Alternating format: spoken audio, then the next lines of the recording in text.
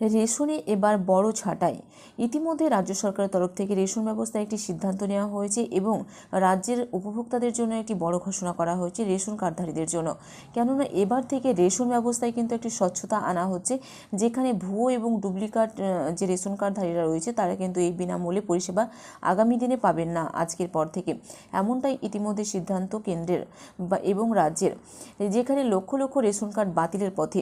আপনাদের কাছে কোন কোন রেশন কার্ড রয়েছে এবং কোন রেশন কার্ড রাজ্য সরকারের তরফ থেকে ইতিমধ্যে বাতিলের পথে হাঁটতে চলেছে এবং আপনারা আগামী দিনে আর রেশন পাবেন কিনা বিনামূল্যে, রাজ্য সরকারের তরফ থেকে রেশন ব্যবস্থায় কি বড় বার্তা দেওয়া হয়েছে, সমস্ত কিছু জানাবো আজকের এই ভিডিওতে। এবং কোন কোন রেশন কার্ডগুলো বাতিল হতে চলেছে, কারা কারা আগামী দিনে এই বিনামূল্যে খাদ্যশস্য আর পাবেন না অর্থাৎ মিলবে না, সে ব্যাপারেও বিস্তারিত জানাবো। রাজ্যের সামাজিক সুরক্ষা প্রকল্পগুলিতে যাতে শুধুমাত্র প্রকৃত উপভোক্তারাই সুবিধা পান, সেই লক্ষ্যেই প্রশাসনিক কড়াকড়ি আরও বাড়াতে চলেছে রাজ্য সরকার।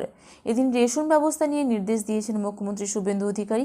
বিশেষ করে রেশন ব্যবস্থায় দীর্ঘদিন ধরে ভুয়ো উপভোক্তার অভিযোগ সামনে আসায় এবার সেই সমস্যার স্থায়ী সমাধানের উদ্যোগী রয়েছে প্রশাসন।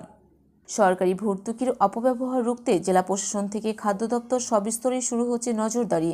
রেশন ব্যবস্থা প্রসঙ্গে মুখ্যমন্ত্রী গতকাল নবান্নে আয়োজিত প্রশাসনিক বৈঠকে মুখ্যমন্ত্রী রেশন ব্যবস্থার স্বচ্ছতা নিয়ে বিস্তারিত আলোচনা করেন। আধিকারিকদের উদ্দেশ্যে মুখ্যমন্ত্রী স্পষ্ট ভাষায় বলেছেন যে রেশন কার্ড ক্লিন করতে হবে, ভুয়ো রেশন কার্ড বাদ দিতেই হবে। এরপর তিনি আরও জানান, যারা রেশন পাওয়ার যোগ্য নয় তারা কোনোভাবেই আর পরিষেবা পাবেন না, এটা আপনাদের নিশ্চিত করতেই হবে। নবান্ন সূত্রের খবর, এই নির্দেশ কার্যকর করতে দ্রুত প্রয়োজনীয় পদক্ষেপ নেওয়ার জন্য প্রশাসনকে বলা হয়েছে। সরকারি নথি অনুযায়ী 2025 সালের হিসেব অনুসারে পশ্চিমবঙ্গে প্রায় 8,67,00,000-এরও বেশি মানুষ রেশন ব্যবস্থার আওতায় রয়েছেন।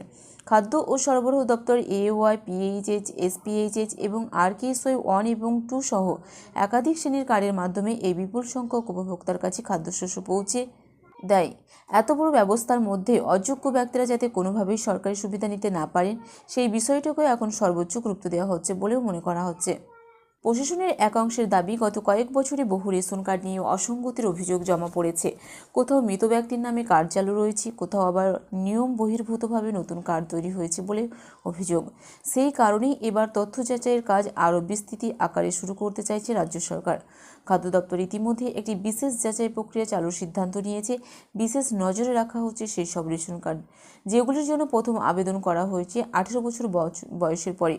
উল্লেখ্য, সাধারণ পরিস্থিতিতে পরিবারের সদস্যদের ছোট বয়সেই রেশন কার্ডে নাম অন্তর্ভুক্ত করা হয়, তাই প্রাপ্তবয়স্ক হওয়ার পর নতুন আবেদনগুলির নথি আলাদা করে পরীক্ষা করা হবে।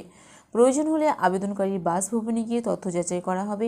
এই বিষয়ে খাদ্যমন্ত্রী অশোক কীর্তনিয়া আগেই প্রশাসনকে সতর্ক করে বলেন যে রাজ্যে এখন আইনের শাসন চলছে, অযোগ্যরা কোনো সুবিধা পাবে না।